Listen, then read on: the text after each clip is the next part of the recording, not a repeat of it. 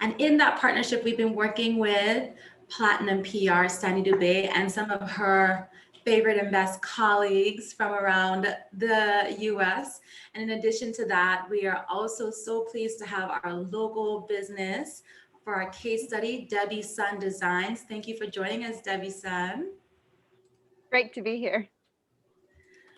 Wonderful. So we are going to give just a little mini intro. So for many of you who joined us last time, this is actually our part 2 of the social media content creation and management. But don't worry, if you happen to miss part 1, you can find it on our website, the recordings, as well as on our Facebook page. So if you'd like to see that recording from part 1 on social media content creation and management, you can go to www.usvieda.org/webinars. And we will be sending a link as well to folks so that they can access this recording as well as the slide deck presentation. So without further ado, I would like to introduce our main speaker, Miss Amanda Rodriguez. She is a digital guru, expert, consultant, as well as owner of Dude Mom. Welcome, Ms. Rodriguez. Hello, thank you for having me.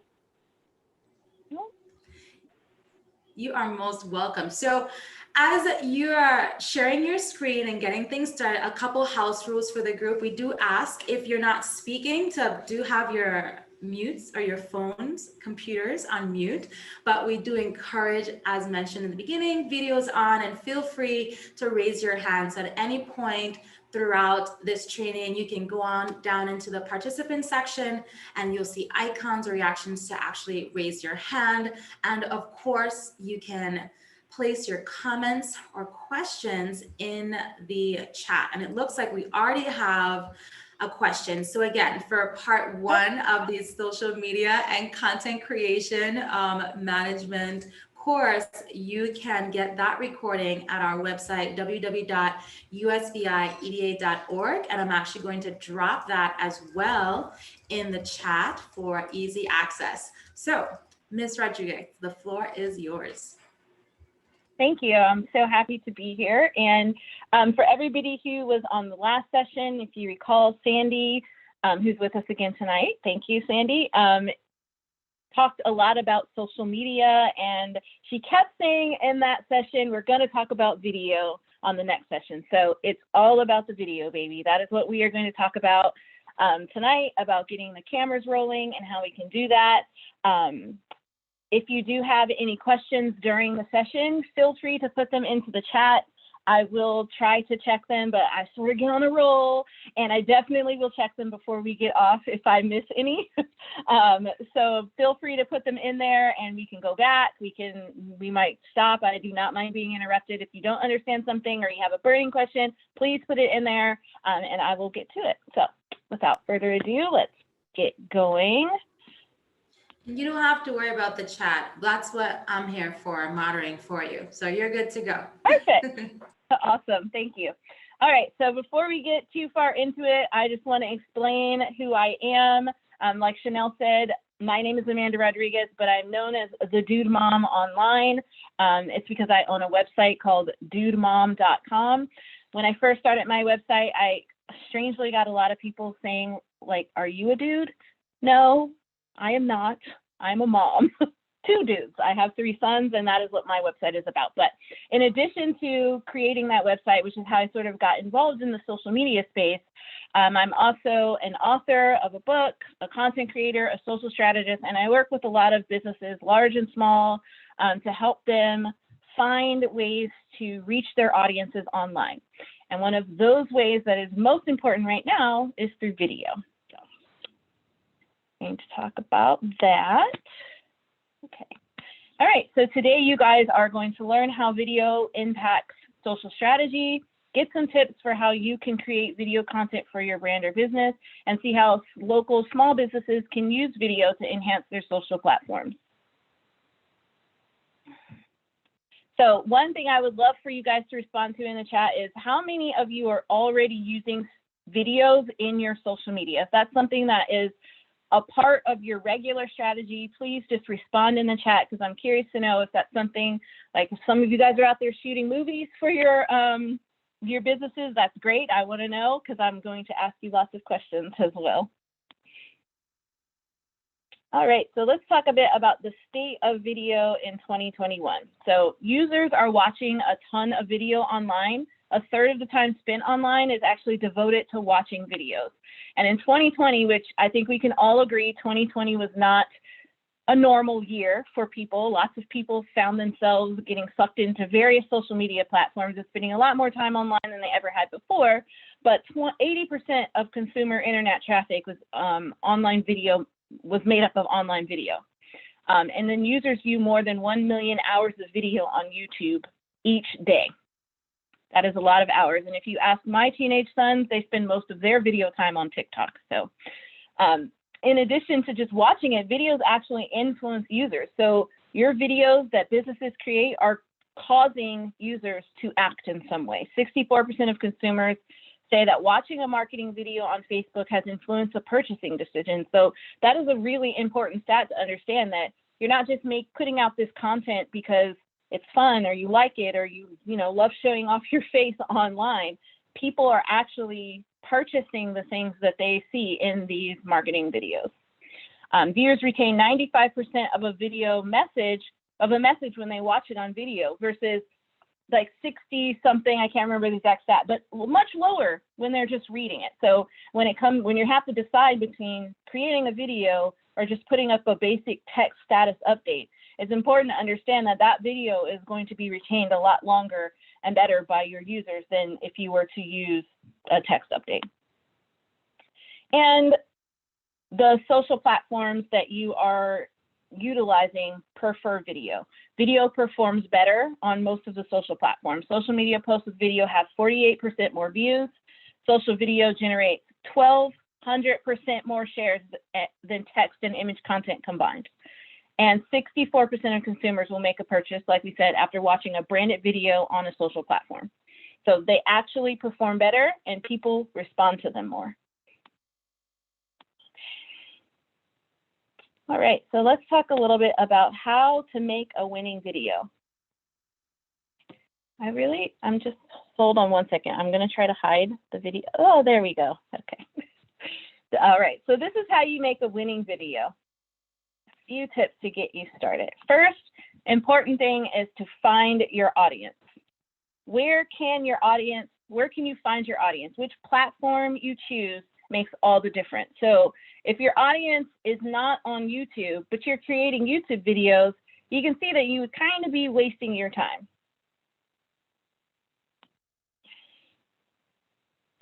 So when you're going through this process, one question that I ask my clients to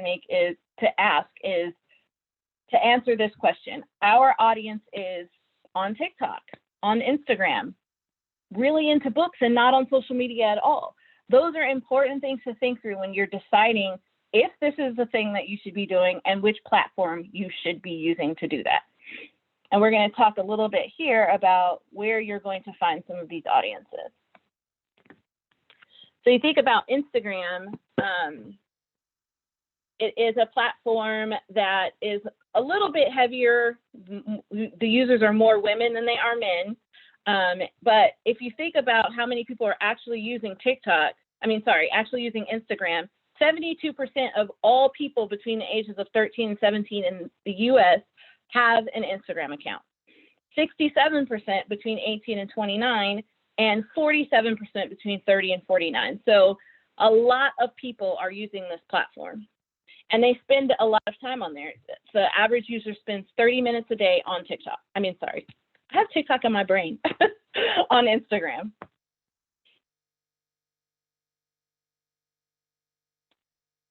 Taking a look at YouTube, 56% of YouTube users are women versus 44% that are men. Again, between the ages of 15 and 35, 77% of all people in the United States between the ages of 15 and 35 are YouTube users.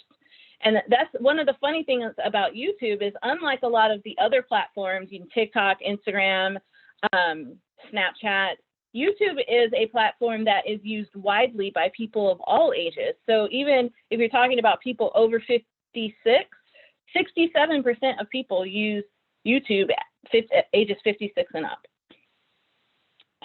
And they're spending about 42 minutes a day on YouTube. And one interesting thing about YouTube also is that unlike some of the other platforms, they actually are underreporting their usage just a bit in terms of like logged in users, because you can watch YouTube without logging in. Some other platforms, you have to have an account in order to actually engage with the content. All right, and then let's take a look at TikTok. I think everybody understands that TikTok is a platform largely used by younger users, but 2020 saw that one of the largest growing groups is like the 30 to 40-year-old group. So 42% of users are in between the ages of 18 to 24, and 78.4% are under 40. But there are people getting in the older age groups. It's not just a bunch of teenagers that are using that platform, and they spend a ton of time on TikTok, 46 minutes a day. I can definitely, again, attest to that because I have 3 teenagers in my house, and TikTok is like constantly going. And it was the most downloaded app of 2020. All right, so once you figure out where your platform is, it's time to start thinking through what you're going to talk about. So the second thing you should be thinking about is telling your story. What do you want your audience to gain? Think about how you will add value and achieve your goals. So the question you should ask yourself here is, what will this video do? Sorry.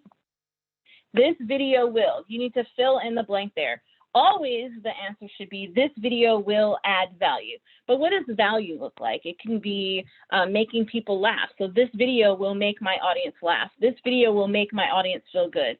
This video will teach my audience how to use my product, or why my product is a solution to their problem. You want to always be able to fill this in. And if you can't, then maybe this isn't something that you want to make a video about or even put up a post about. The whole point of having this social media is not just to sell your product, it's to connect with your audience and add value into their existence. So if you're able to do that, then the conversions will come from that.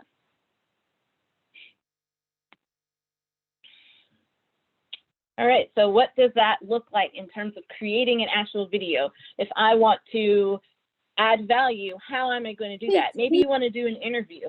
And in that interview, you're going to, talk to somebody who is an expert in your space. And that is going to inform your users about whatever it is your product is, or you want to show off a new product and explain to them how this product is going to solve their problems. Maybe you want to do a behind the scenes video. Instagram has proven that people who are following brands online and have an affinity for those brands are more likely to shop at those brands when they want to buy that product. So even if maybe you sell hair products and maybe your a user isn't using your hair products yet, the more they get to know you and see behind the scenes of your brand and understand what your brand's values are and get to know your employees, the more likely they are when they go to the store to select that brand because they have an affinity for you. Maybe you want to do a live, especially in pandemic world. It has been difficult to recreate some of those live experiences for people when they can't come into your store. They don't feel comfortable coming into your location. Giving them a live tour and showing them, your safety protocols, showing them how you do a certain technique that normally they would only see when they come into the store, but because they're not there, they're not able to experience that. When you do have events, covering an event for those people who are far away or who can't come in, you can give a product tutorial or even promote a contest to give away a new deal or a discount, something that your audience would love to know about and can find out about directly from you via video.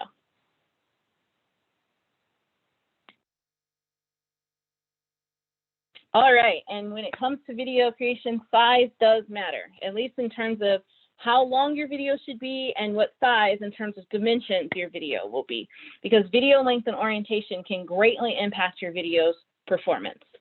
it's super easy. Well, let's say this, it's super challenging as a business owner, especially a small business owner, to find time to create all of this different content. You have to run your business, serve your clients, and also come up with all of these different things to put on all of these different platforms. But at the end of the day, it's really important that those things are happening, because for all this time you're investing, you want those pieces of content to be successful, and they're not going to be as successful if they, if you're sharing a vertical video on YouTube, or if you're sharing a platform video, a portrait video, a landscape video on TikTok. So how long should they be? I get this question all the time. How often should I post? How long should my videos be? Aim for 1 minute. Make sure that you capture your audience in the very first 8 seconds, because that's the most likely time that people are to drop off. And understand that 60% of viewers are going to drop off before the 2-minute mark. That said, you don't want to shy away from long form. If you have a message and it is powerful and your audience is going to benefit from it, they're going to engage with it. Let's say that you're debuting a new product and it has something really neat or really different about it that you want to show your audience. If that's an interesting video and they have to get to the end to see that, they're going to stick around if you're creating content that they really want to see. So the idea is that 1-minute videos are probably going to perform the best, but that doesn't mean that a long form video can't be right for you. Videos over 90 seconds happen to get the most shares on Facebook, and largely that's because people creating these videos sort of understand that if I'm going to have people sticking around with me for this amount of time, I need to create something good. And those are the good things that people are sharing on Facebook. Going live for at least 10 minutes will get you better engagement also. That's on Facebook and Instagram. Part of that is because it takes time for those platforms to build a live audience for you. They have to send notifications to people and say, hey, look, Amanda's going live. Now's the time to check in. Give those people a minute to see that notification and then get into your live. You can help this timing if you do a little bit of live promotion before, like, hey, we're going live today at 3 o'clock. Don't miss it. Preparing people to be ready so they're available to watch. But it does take time for the platforms to build an audience for you. And if you have people in your live that are watching, commenting, engaging, so it's a really great idea to ask questions at the beginning to get people to respond. Start off with like, hey, how's everybody doing today? Why don't you give me a thumbs up or thumbs down in the comments so that there's things happening. That engagement is what gets those platforms to say, hey, there's a really interesting live going on over here. All of you people might want to go check it out. And then lastly, pay attention to I'm sorry? I was gonna say, I thought that's interesting, because I know I've seen many people go live and they're just there like smiling and like Right. moving their head from side to side because they're waiting for the platform to sort of like build their audience. So those are great tips. Thanks. So you don't have to be that problem. person. Yeah, and of course for people who have an audience that's like just super engaged with them, there's certain people out there like, I don't know, Kylie Jenner. If she starts a live, people are just going to jump on because that's Kylie Jenner, but we all can't be Kylie. Some of us just get to be Amanda. And if we need to do all we can to help the platform sort of know that, hey, this is a cool person, you want to get over there and engage with them. So yeah. All right, so pay attention to platform requirements. Instagram feed videos and TikTok videos can be 60 seconds. I can't tell you how frustrating it is when I'm watching a TikTok video or an Instagram video in the feed and it gets cut off like at a good point or something. Don't be that person. It's just annoying. And then people are like, well, they really didn't plan for this video. So make sure that you may have to shoot it more than once to get it to be at the length that it needs to be for the platform. All right, we're going to talk more about this on the next slide so you guys can see that Instagram feed videos are 60 seconds, stories are 15.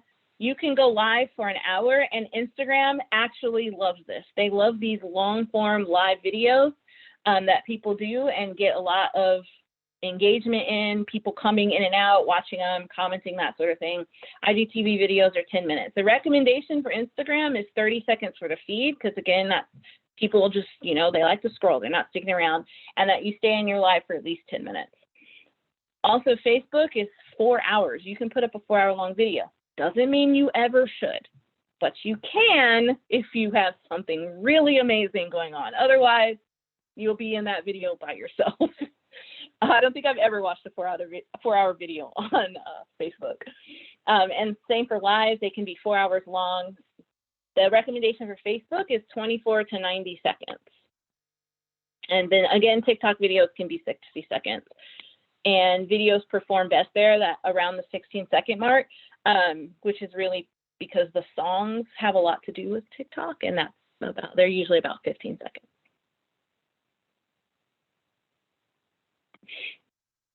Nope. I'm not hitting the right spot, sorry. Okay. All right. So the next tip is to create for the platform. Is this content designed for the platform you're posting it on? Repurposing saves you time, but consider platform requirements when doing so. That's sort of what I was getting into before, that I am a huge proponent of repurposing and saving time as much as possible, but you want to make sure that the content that you're repurposing is actually built for the platform that you're putting on. And that doesn't mean that you have to shoot all of these different videos for every single different platform. It means more that you need to be creative about how you're shooting those pieces of video and how you're using them. So maybe you created a YouTube video. I'll just use myself as an example here, because I don't do a lot of YouTubes, but one type of YouTube I do is unboxing videos for my Stitch Fix. So I might do an unboxing video for Stitch Fix, and people will watch that for 15, 18, 22 minutes or something on YouTube, because that's just how YouTube works. But nobody is going to watch that if I post it anywhere else. And also, a lot of platforms are not going to allow me to post it anywhere else. So what I would have to do is edit the certain pieces out of that video of maybe, you know, showing just the ends of the different outfits. I do it a lot with TikTok. I'll take that video, speed it up, just take out the pictures of the images of myself trying on the clothes, put it to music, and put it on TikTok. So I really only shot one video, and I repurposed it, but I created it at the right size and speed and music and timing and all that for the platforms that it's going to be on. And remember, every platform has different size requirements, and some are also pretty particular about nativity. So this is a thing that has come up very recently with Instagram. It's like, it was on the Instagram's actual Instagram page recently, that, you know, when Reels came out late in 2020, everybody who had a TikTok account basically just went over to Instagram Reels and started uploading all of their TikToks. Well, if you've ever looked at TikTok, you know that TikTok has a lot of branding on their videos. It says TikTok in the corner, it says TikTok on the bottom, that pops up halfway through the video. Instagram does not like this, and this is great advice because they rarely share their algorithm secrets. But I guess they're just so annoyed by all of the TikTok videos that they decided to tell all of us to stop putting them up. So when you're posting a TikTok video into Instagram, they're suppressing those videos. They're not pushing them out into the feed so that you get a lot of views on them, because according to them, it lowers audience happiness, or they didn't say it exactly like that. That's what it meant to me. It makes their audience not happy, I think it just makes Instagram unhappy, because Instagram and Facebook both are very, very concerned about content being made for their platform and people staying in their platform. So also, they don't like if you use YouTube links on Facebook. That link is not going to get any love. You're going to get very few people seeing it and very few people clicking on it. But if you take that same YouTube video and natively upload it into Facebook, oh, Facebook's your best friend. They're going to love that. So it's really important to understand some of that stuff about how, you know, the platforms are, I consider the platform a member of my audience. So I have to please my entire audience, and that includes the platform. I have to make sure that I'm doing the things they want me to do, as well as what my audience wants me to do, in order to get into the algorithm and actually see so my audience can actually see my content. Okay. All right, so next is pay attention to analytics. And this is one that is time consuming and challenging until you figure out how to read your analytics. But it starts with making sure that you have a business account or a creator account if you're on TikTok or Instagram. But you need to be able to see the analytics. So you need to know what the data says about your content, and you look at those analytics and use them to inform future content. So I mean, there are some idiosyncrasies about like when you posted and that kind of thing, but for the most part, you can look through your page, Instagram, Facebook, whichever platform you're using, and see which videos are performing best and pull out some information about those videos to help you determine what your next video should be about. So if you know that your audience loves memes, funny meme videos, and they do great, you want to keep producing those. If you know that your audience cannot stand unboxings and will never ever watch them, that might be a thing that you want to switch up. Or get creative and figure out how to make your unboxing into a meme, because clearly your audience will enjoy that. And that's the type of stuff that your analytics can tell you. So you want to ask yourself these questions and find the answers in your analytics. Do people save your videos? If you're talking about Facebook or Instagram, they have said many times they appreciate meaningful interactions. The algorithm appreciates meaningful interactions. Meaningful interactions are not just likes. Meaningful interactions are comments. Comments to those comments. People saving your video. Instagram loves saved videos. They love shared videos. People are sharing your videos to their story. Not you sharing your video to your story. Other people sharing your video to their story. Do people watch your videos start to finish, or are they dropping off in the first 3 seconds? Do some types of video, humor, tutorials, or interviews do better than others? Do some types of videos do better on one platform versus another? I quickly discovered this on TikTok and Reels. They're very, very similar, but only my dogs are popular on TikTok. Nobody cares what I'm doing. They only want to see my dog videos over there. But on Instagram, they are fine with videos of me. So you have to sort of figure that out and then play into that. If you go to my TikTok channel, you're going to see a lot of videos of my dogs. That's because my audience wants that. And then do some videos inspire more engagement than others? Again, this is about meaningful interactions, and are people having them because of your videos? All right, so let's talk a little bit about Debbie Sun. I love Debbie's content because it is so beautiful. And when I'm scrolling through your Instagram, Debbie, the whole time I'm like, oh, I wish I lived at the beach. Why can't I even go to a beach right now? Because I live in Maryland and we have been covered in snow and ice for at least a week. And there is no beach time in sight for me. So I got to spend a lot of time with Debbie's content. And before we even started this whole process, I reached out to Debbie and asked a few questions. And those questions were primarily to determine what sorts of things does Debbie find challenging, because just making an assumption that Debbie is a successful small business owner, and a lot of other people are probably struggling in the same ways that she is. So let's take a look at some of Debbie's strengths. Great photos. Like I already said, she has great photos. They're very engaging. They're very beautiful. There's lots of different types of photos, some landscape photos. I mean, Debbie is an artist. So actually, Debbie, before I even get into all that, why don't you unmute yourself and just tell them what you do? I'm sure you do a lot better job of it than me. Thank you for the intro already. Hello, everyone. So I'm a textile designer and artist. I start with my art. I paint on silk, and then I use my artwork to create prints on fabric. And that's basically it, but I take it to many different degrees.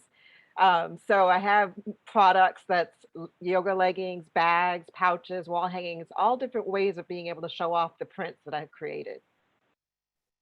Yes, and all of them are lovely. I am obsessed with your leggings. So, so am I. Saying that because, like, you're beautiful.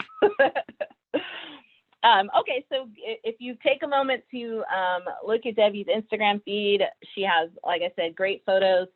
She also has good posting consistency, and this is important because the algorithm for the platforms expects you to be there. You need to be involved. That doesn't mean that you need to post every Tuesday at 3 p.m., no questions asked. It means that you need to post regularly, you know, a couple times a week, 3 times a week. If there's not like you have to post every single day, but you need to post the same, whatever consistent is for you, and weekly, more than once a month on the platform. So the platform puts you into their algorithm. Otherwise, every time you make a post, you're going to be fighting through the algorithm, trying to get people to notice you and know that you even exist. And that includes that audience member who is whatever platform we're talking about. So posting consistency is important, and Debbie posts frequently on the platform. Another thing that is a strength for Debbie is she has some UGC content. And if you don't know what that means, it's user-generated content. So this is good for a few reasons. One, when other people post about you, other people learn about you. But also it's important because Instagram has said that when other people post about a brand, and this just makes sense, right? When other people post about your brand, their followers are more likely to trust what they say than what you say about your own brand. I know that sounded kind of confusing, but it's kind of just, when I say it, if I'm trying to sell my brand, I sound salesy. Like, oh, of course she's going to say it's great. But obviously when somebody else says it's great, they're going to trust that information more than they trust what you're saying. So whenever somebody does that and shares something about your brand, it's a good idea to incorporate that into your own feed in some way. 2 things about that. One, I know everyone does this, but it is not the thing to do to go screenshot that picture and put it in your feed. That is that person's piece of content, so you should ask them before you share it. Yes, they shared it. Yes, they wanted you to see it, and they probably even want you to share it over to your page because everybody seems to love that, but you need to ask them first. What you can do is take their post and share it to your story. That's when you use the little airplane and just share it over to your story, because that's a user thing that Instagram is okay with. It's okay to share somebody's picture to your story. It's not okay to screenshot that picture and go put it on your website, or screenshot that picture and put it in your feed. Even if you give them credit, you still need to ask permission before you do that. But you should be doing that as much as possible, because like I said, it helps other people. They're like free reviews, basically, when somebody is doing that. And the 4th thing that Debbie is really good at is brand consistency. And I say that for a few reasons. One, if you look at Debbie's feed, which you can go back right here. If you look at Debbie's feed, there's a lot of color consistency there. And you can see her art and the vibrancy of color in every single one of these pictures. You can see how her designs are coming into all of the pictures. Even this picture in the middle where it's the green, that's an inspiration that she used, and it looks like her art, even though that's some like seaweed or something. I can't remember exactly, but something natural. All right. So when Debbie and I had our discussion about things that are challenging for her, these are the things that she talked about. She said she has some shooting challenges in terms of like figuring out angles and all that kind of stuff. She noted that she was camera shy and liked her privacy. She wasn't sure how to engage. She has some content creation issues, and creating and sticking to a content calendar. So we're going to talk about some ways that Debbie can overcome these things. And these are common things that I have heard from many clients are struggles in terms of creating video, all types of content, but specifically video. So in terms of shooting tips, the first thing I would say is invest in some equipment to help. A tripod, a ring light. I know selfie sticks are annoying, but they may come in handy depending on what type of content you're doing. One thing that I think would be good for Debbie or anybody who is like maybe in a restaurant, in any type of creative thing where you're actually making the product, is a counter mount, because then you can mount it, the camera on your counter. It has like a long arm and it sticks over the counter, so you can do these top-down videos where you're actually showing people the process, and you can do that hands-free. So that's, I have one, but I'm really bad at making anything, so I barely use it. The next tip would be to bulk plan and shoot content. When you're running a business, or even just, you know, you're a parent or you have a second job of some sort or something, the time that it takes to create content feels overwhelming. So what I recommend people do is to pick a day, like, you know, a random Saturday that you know you have free, or Sunday afternoon that you know you have free, and make that the day that you're going to do your bulk content planning. And then another day, because usually most of us don't have time to do both in the same day, but maybe you do, and hey, set up a day to shoot. I'm somebody who, like, I shoot most of my videos on the same day, because I don't like putting on makeup every day and like getting all dressed and doing that whole jam. So I will pick a day and I'll do all the things to make my videos, and then I just change my clothes and I go shoot the next one, and I change my clothes and go shoot the next one. Or sometimes I'm not even that ambitious and I don't bother to change my clothes, and I just shoot all the videos and then figure out when I'm going to post those different things.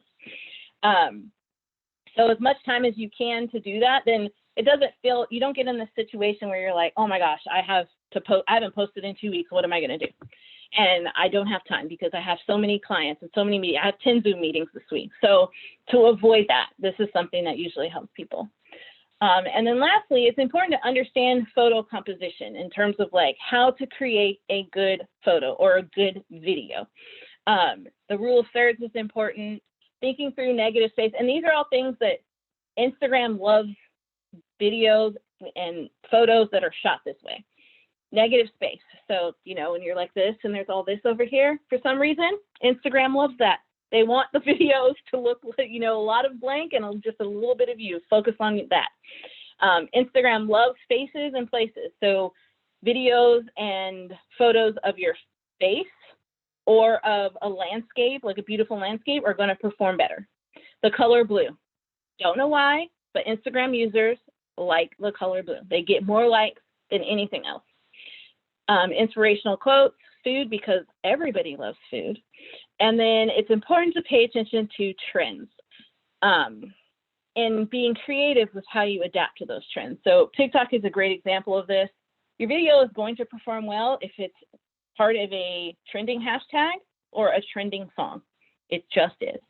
You can do almost anything, and those videos that are trending in one of those trending areas are going to perform better than when they're not. The same is true on Instagram. If you are, there's certain hashtags that may trend at certain times, and if you put up a video that has that hashtag, it's more likely to get views than videos that don't. And there's a little bit of caution to be had also with Instagram specifically, because there are some hashtags, and you can do a little research to find these, but there are some hashtags that are like Valentine's Day. I don't know why, but it's one of the hashtags that Instagram does not give any love to. They're not going to push it out or anything. I do kind of know why.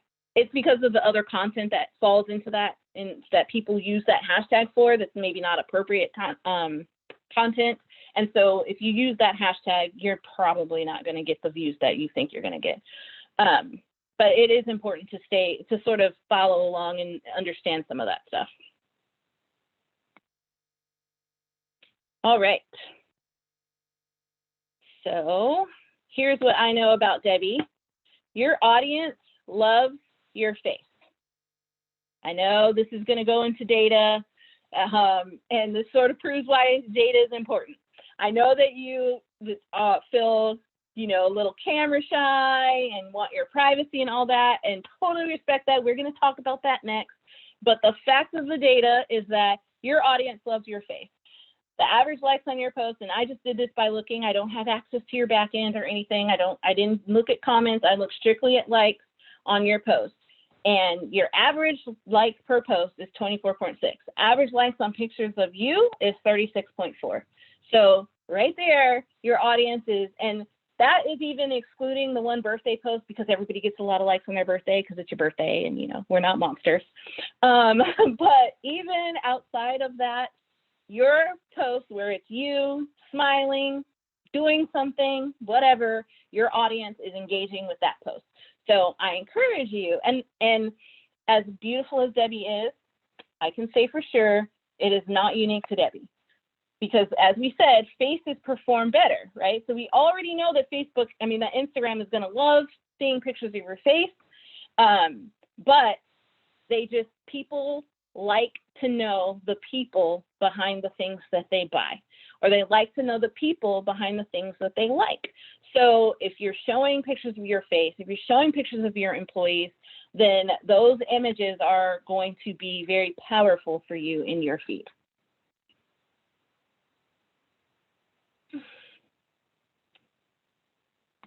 Okay. Sorry, my little video thing is blocking my arrow. All right.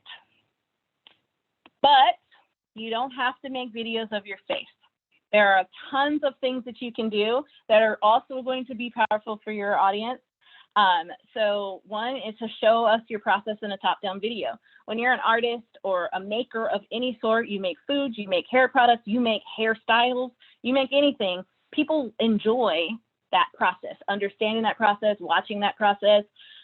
There are these things called, they're satisfying videos, watching the snow, making coffee, and they do really well just because people like to watch that thing happen.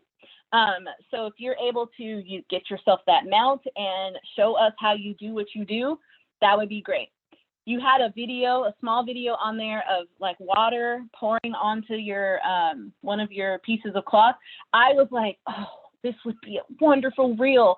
She could show us step by step, 30 seconds, and she could this would be great, set to music. People would love this, so go do that. You have a part right there. Show us the ironing, show the whole process. You have pictures of it, but I really want to see a video of that. Show what inspires you or your workspace. You had a picture of that as well. So instead of just having a still image of it, show the seaweed in the waves or the trees blowing above. Those things would be great for boomerangs. They're great for Instagram and Facebook stories. And then you can use graphics to create a story or a video. So instead of showing, telling us, just make it onto little graphic cards and make a video with slides of that, because people are going to respond to that moving, and Instagram is going to respond to the fact that you created a video. All right. So I have a bunch of examples here that we can look at of people who make videos without your face. So I'm just going to show you a couple of them. Great example right there. Somebody just drawing a thing, 3,000 likes. She made that 5 days ago. And these aren't people who are, they're not like millions of followers people. They're just people. They're on Instagram.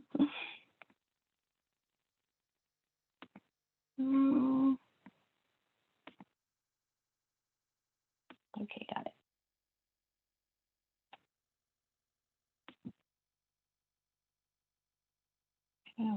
Okay, so there's a lot of examples on there, and I'm not going to go through them all. If you want to write down their handles, you can go check them out.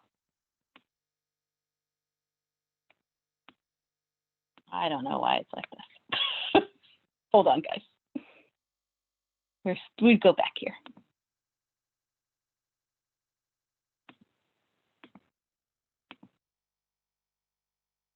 There we go.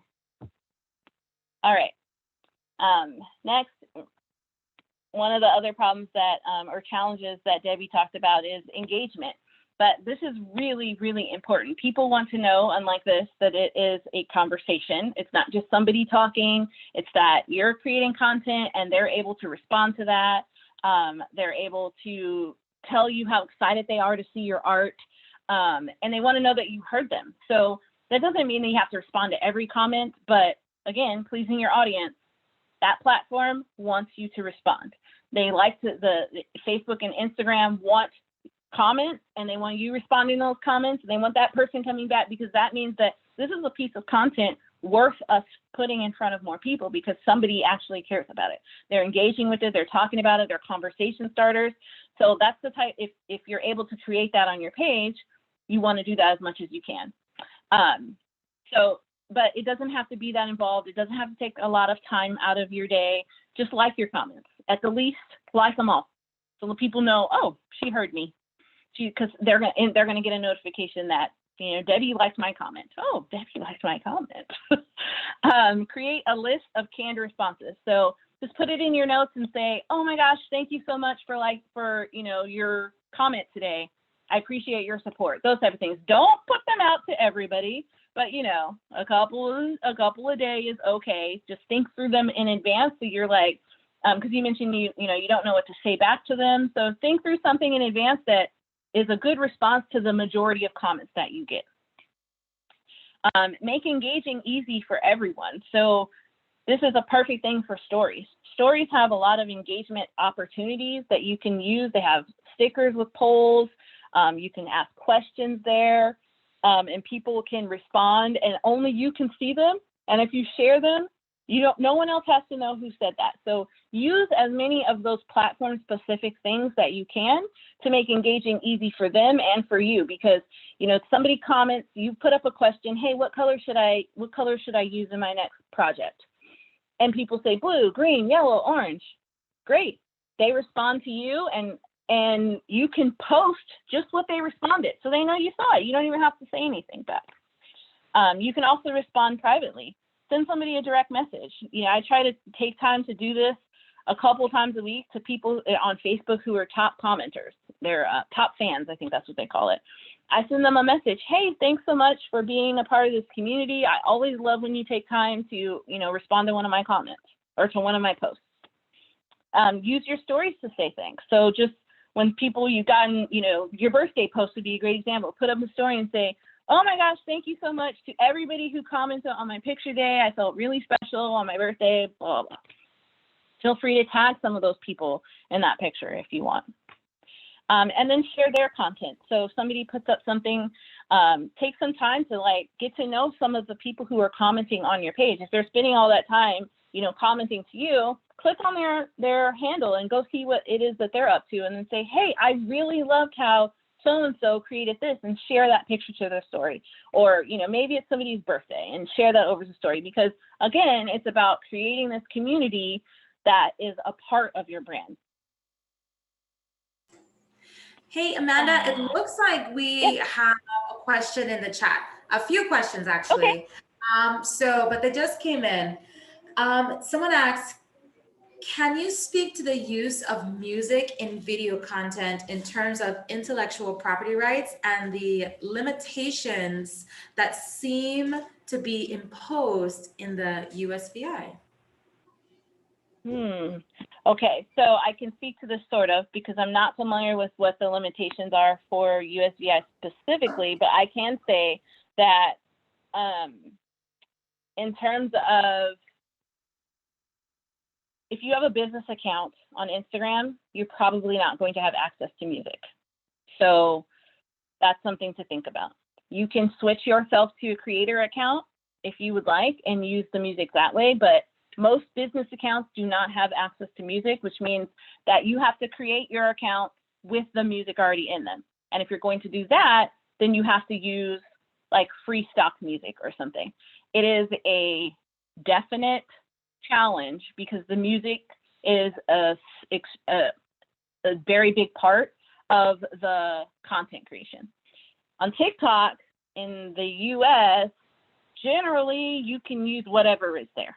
If it's on TikTok, you can use it. It's just adding the music isn't really going to work. And then using that's another reason using a TikTok video maybe over to Facebook is not going to work, because they're going to suppress the music, because the app can determine that this is a piece of somebody else's content that you're using.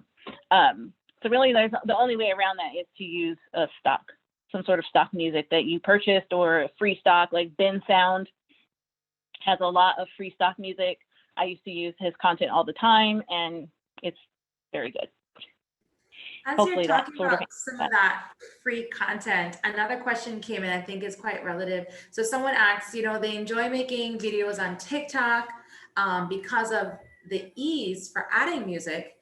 The question is, for those who aren't tech savvy, can you give some recommendations on some software that they can use to actually create those videos? Sure. So I would say, if you're not familiar with the app Splice, it's a really good video editor. It's very intuitive, super easy to use. And I do a lot of my video editing in that app when I'm not, like when I want to take a TikTok video and take it over to Instagram and I need to remove some things or change the orientation a little bit. But it does all the speeding up. You can add music. You can take the sound out of one section and put it in another. So it's a really good app, and it's free, but I think the upgrade is only like $2.99 or something like that. Awesome. Thank Okay. you. It looks Okay. like we've got a couple more coming in, but Yep. my computer's giving me a challenge. So I'll let you go ahead and I'll get to those questions. Oh, okay. Yeah, this is the last slide, really. So it's just really about creating a content calendar and making sure that, you take the time to create a content calendar. It's very important. It's time consuming, but once you have it, once you do it one time, and there's tons of free templates that you can download if you just say free content calendar. It doesn't have to be very involved. It just needs to be whatever days that you plan on posting. Maybe you have 3 days a week and that's when you want to post. Make yourself a spreadsheet in Excel, Google Sheets or whatever, with the day, the date, and the content in there. It can be very involved, but it doesn't have to be. And the good thing about content calendars, not only does it keep you accountable to the things that you're going to post, but if you have help, if you have somebody who works with you, or if you have other people in your business who you want to encourage to contribute to your social media, having that content calendar makes that a lot easier for all of you to stay on the same page and make sure that the content is getting created by somebody. So please get a content calendar. Lastly, I am going to give you my email addresses. I help businesses do this. I'm happy to answer any questions that you have from this session. If I don't get to your questions, because I know it's probably almost time. I don't even know, I talk a lot. But that is my email address. You're welcome to send me an email if you have a question that I didn't answer in this session. So there we go. And let's see if I can get to some of these. Thank you. Thank you so much, Amanda. And we do have a couple questions Sure. in the chat. So someone asked if you can actually repeat the app that you mentioned that for video editing. If I can what? Repeat the name of the app or the oh, sorry. Yes, program it's Splice. I'll just type it in here. It's called Splice. All right, perfect. Thank you. And then another question. Do you recommend third-party scheduling apps like Hootsuite? Yeah, I would recommend that you use those if you need to use those. The platforms generally prefer in-app scheduling, but like I said, Facebook and Instagram specifically are very ornery. I don't know how to describe it. They're just they like what they like and they like themselves. So they want you to post natively as much as possible. But if you need to use a scheduling app, they're there for a reason, and most of us use those.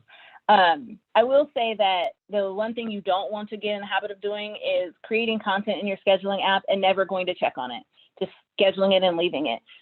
That doesn't allow for you to have quality engagement. It doesn't allow for you to check spelling errors if you have them. It doesn't allow for you to check comments if somebody is like, this is the worst, or something, that you need to respond to. So if you are going to use one of those, make sure that you're popping into the app and doing some live engagement, because again, that's the algorithm thing. You need to be in the app in order for the app to really notice that you're in the app. Awesome. Thank you. That's some great advice for sure. Because I know we can definitely get used to like you said, when you take that day and you create all those posts, you don't want to just forget about it. You want to definitely come back to it and engage with your your audience. Yep. Another question came in: with many tools available to consumers for video creation, is there a place still for professional videographers who do this for a living? How has this profession pivoted based on these new user-generated trends for video creation? What are your thoughts? Fair place, so who do you do this for? Okay. Yes, 100% there is a place because people like me hire videographers to do it because even though I know how, I just don't have time. And also, I can't always hold the camera for myself in order to create those videos. So, you know, we hire a lot of videographers because not just, you know, of course I can create my own TikTok of myself with my son dancing in our house, but being able to create really high quality content and the editing that goes into that, I mean, I think that there's definitely a space for that. I spend a lot of time like looking at videographers' content, trying to get inspiration from that. I can never recreate what they're doing because I'm just not a professional videographer, but there is a lot of inspiration that comes from the things that you guys are creating. And then finding those like high in businesses that, you know, I can teach you guys all of these things, but if we're honest, like how many people actually have time to create a great explainer video for themselves, or you know, a great tutorial video for themselves, or a video where it's like, I don't know what you call them, but the kind where the person comes in and you know, it's like a sort of like a small commercial for yourself. What a videographer can create compared to what I can create is not the same. That doesn't mean that I shouldn't be trying and that my content isn't valuable as well, because all of us creating that content by ourselves is valuable as well. But at the same time, if you really want to get a great piece of content that you're going to be able to use, you know, for media pitches and, you know, that one that goes at the top of your website, that sort of thing, that's where you would want to invest in a videographer. So, yes. Awesome. And that, you know, you bring up a good point about sometimes small businesses get carried away with doing it all and wearing all the hats. Like, it's okay, even if you know how to do it, it's okay to still, you know, hire someone to do it, because either A, you're going to do it better and faster, which usually is the faster part that we're trying, because we're wanting to save time, you know, because we know we have so many other things to do. So great advice. Someone asked, what about using animation? There are many platforms that offer a do-it-yourself approach, but are there any companies that actually can assist with that? There 100% are. I can't tell you any off the top of my head because it's not something that I particularly have sought out to purchase.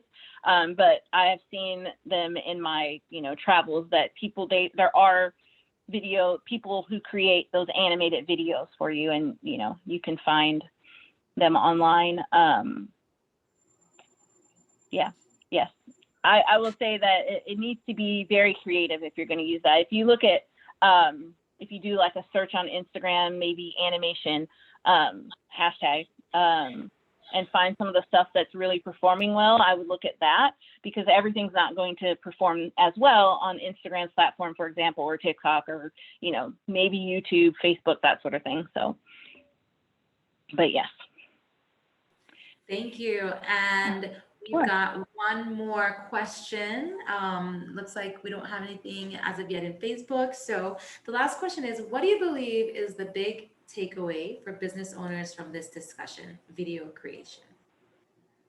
I would say the big takeaway is that we all need to be creating video if we are attempting to have a powerful social media presence. If you remember at the beginning of the session, we talked about the role that video is playing now. Everybody is watching it, everybody is engaging with it, and well more than half of the people are making purchasing decisions based on those videos. So if you are going to be active in this space in a powerful way that is benefiting your business, then you want to make sure that you're keeping up with some of these trends. And that's not to say you should be making your own video. It's perfectly okay, like Shanell said, to go hire somebody to make this video for you. There's nothing wrong with hiring somebody. The whole takeaway is that we need to figure out some way to get some video into your feed.